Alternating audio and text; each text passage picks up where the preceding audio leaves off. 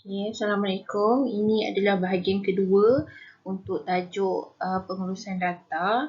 Jadi sebelum ni kita dah belajar tentang carta palang, piktograf dengan carta pie. Kali ni kita akan tengok tentang mode, median, mean dengan julat.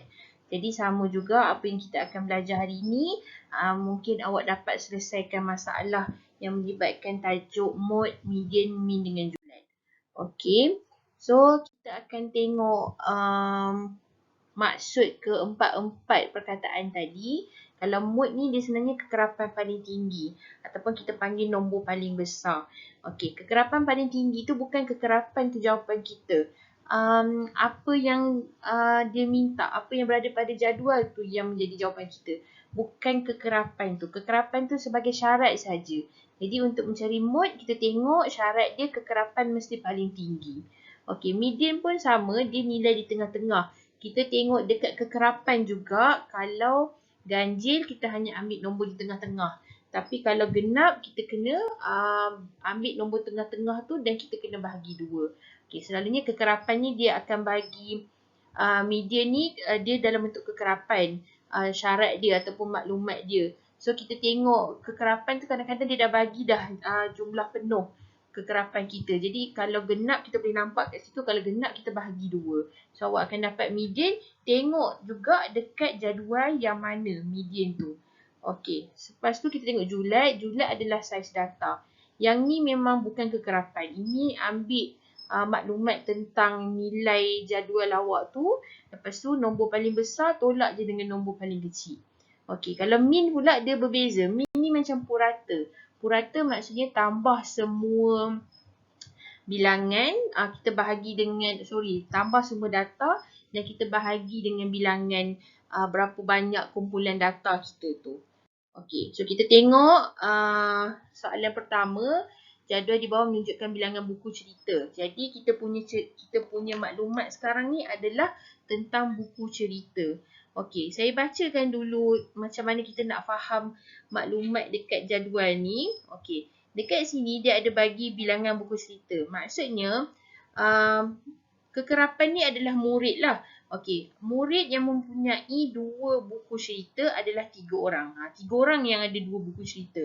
Seorang ada 4 buah buku cerita, ada 4 orang murid yang ada 6 buku cerita dan ada 2 orang murid yang ada 8 buku cerita. Itu maksud jadual dekat sini.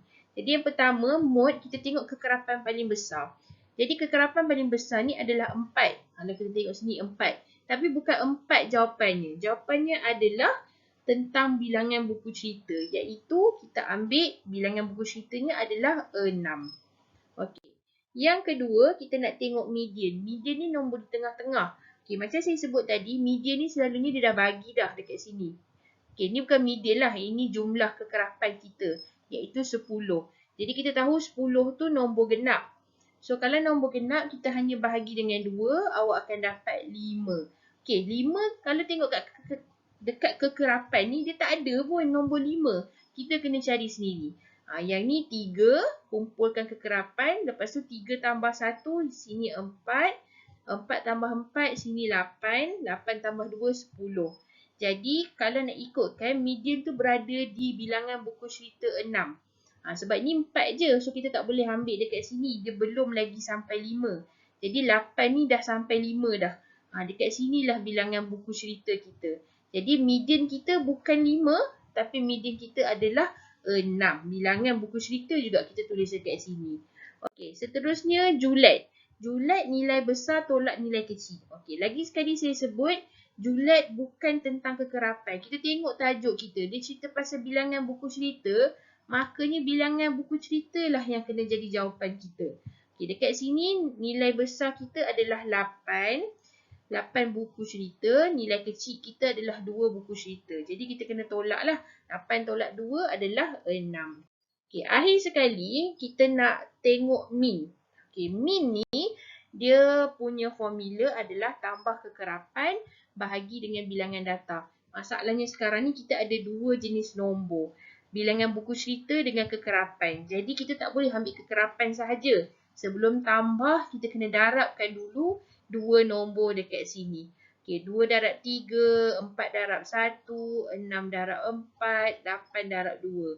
Saya suka kita letak terus dalam jadual. Tapi contohnya soalan tu dah tak ada jadual, kita kena buat macam kat sebelah kanan saya ni. 2 darab 3 tambah 4 darab 10. Tambah 4 darab 1, tambah 6 darab 4, tambah 8 darab 2. Jadi kita selesaikan dulu yang dalam kurungan. Awak akan dapat 6 tambah 4 tambah 24 tambah 16 per dengan 10. Yang atas dapat 50 per dengan 10. Jadi yang ni kita boleh potong-potong ataupun awak bahagi macam biasa. Ingat pecahan dia sama macam operasi bahagi. Jadi 50 boleh bahagi dengan 10. Dapat jawapan dia 5. Jadi itu saja untuk bahagian kedua ni. Dia adalah berkaitan dengan tajuk mean, mode, median dengan julat. Jadi ini sebenarnya kiraan-kiraan untuk tafsiran data kita sendiri. InsyaAllah kita jumpa lagi pada kelas akan datang. Terima kasih. Assalamualaikum.